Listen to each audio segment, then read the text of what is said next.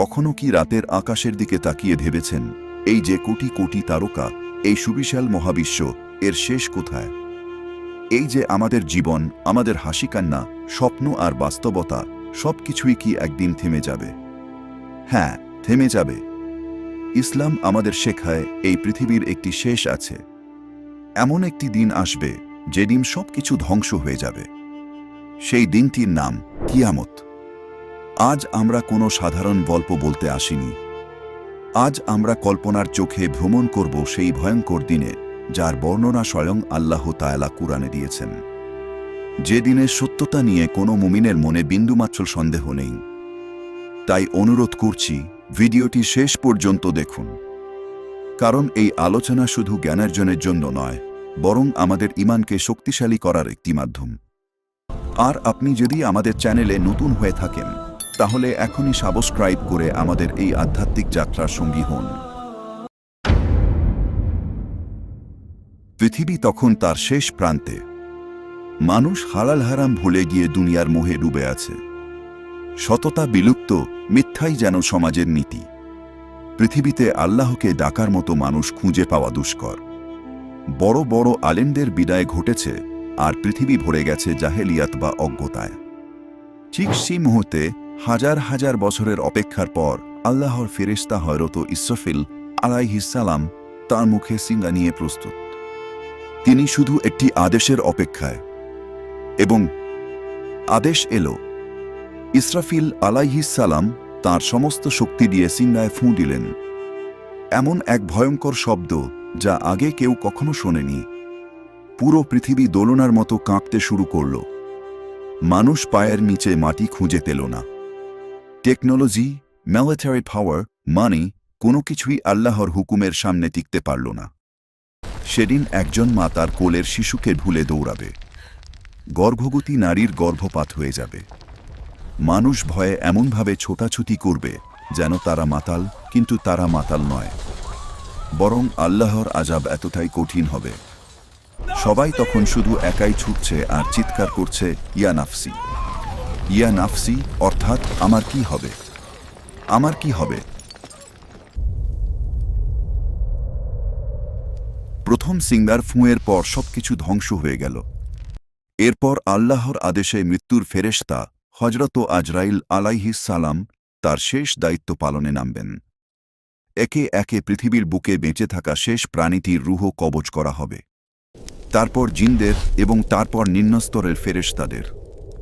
অবশেষেই বাকি থাকবেন শুধু আল্লাহর চার নিকটবর্তী ফেরেশতা জিব্রাইল, মিকাইল, ইসরাফিল এবং আজরাইল আলাইহিস সালাম।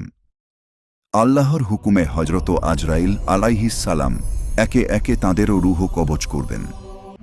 একসময় এই বিশাল সৃষ্টিজগতে হযরত আজরাইল আলাইহিস সালাম ছাড়া আর কেউ জীবিত রইল না।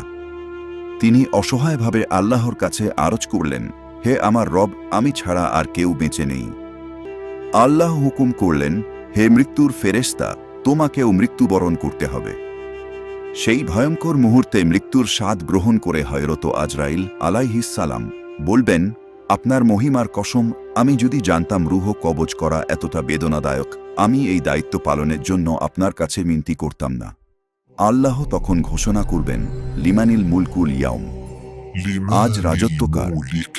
পুরো সৃষ্টিজগতে উত্তর দেওয়ার মতো কেউ থাকবে না।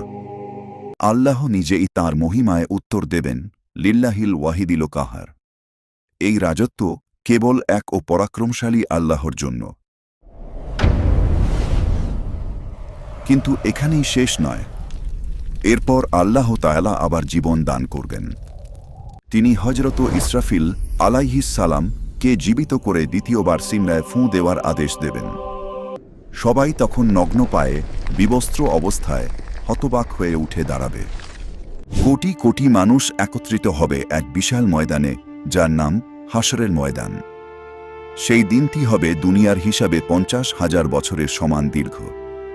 সূর্য থাকবে মাথার মাত্র এক বিঘত ওপরে। গরমে আর তৃষ্ণায় মানুষের ঘাম ঝরতে ঝরতে মাটিতে 70 হাত পর্যন্ত প্রবেশ করবে। মানুষ নিজের ঘামের মধ্যেই হাবুডুবু খাবে। এই কঠিন অবস্থায় মানুষ 70 বছর ধরে বিচারের জন্য অপেক্ষা করতে থাকবে। এই অপেক্ষা আগুনের চেয়েও কঠিন মনে হবে। তখন ডিসেসপ্রেডো মানুষ অন্যান্য নবীদের কাছে ছুটে যাবে শাফায়াতের জন্য, কিন্তু সবাই অপারগতা প্রকাশ করবে। অবশেষে মানবজাতি ছুটে যাবে আমাদের প্রিয় নবী হযরত মুহাম্মদ সাল্লাল্লাহু আলাইহি ওয়াসাল্লাম এর কাছে। তিনি একমাত্র নবী যিনি সেদিন আল্লাহর আরশের নিচে সিজদায় পড়ে উম্মতের জন্য কাঁদবেন এবং শাফায়াতের অনুমতি চাইবেন। তার শাফায়াতের ফলেই বিচার কার্য শুরু হবে। আল্লাহর আরশ নেমে আসবে, ফেরেশতারা সারিবদ্ধভাবে দাঁড়িয়ে যাবেন। এরপর শুরু হবে বিচার, হিসাব নিকাশ। আমলনামাগুলো উড়ে এসে যার যার হাতে পড়বে। যারা দুনিয়াতে ভালো কাজ করেছে, নেককার বান্দা ছিল, তাদের ডান হাতে আমলনামা দেওয়া হবে।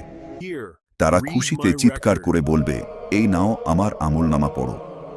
আমি তো জানতামই আমার এই দিনের মুখোমুখি হতে হবে। আর যারা পাপী ছিল, আল্লাহর নাফরমানি করেছে, তাদের বাম হাতে বা পিঠের পেছন দিক থেকে আমলনামা দেওয়া হবে। তারা হতাশায় আর যন্ত্রণায় বলে উঠবে, হায়, আমাকে যদি আমার আমলনামা দেওয়াই না হতো, আমার মৃত্যুই যদি আমার শেষ হতো। এরপর স্থাপন করা হবে মিজান বা পাল্লা, যেখানে মানুষের ছোট বড় সব আমল ওজন করা হবে। যার নেকির পাল্লা ভারী হবে সে সফল, আর যার পাপের পাল্লা ভারী হবে সে হবে চরম ব্যর্থ।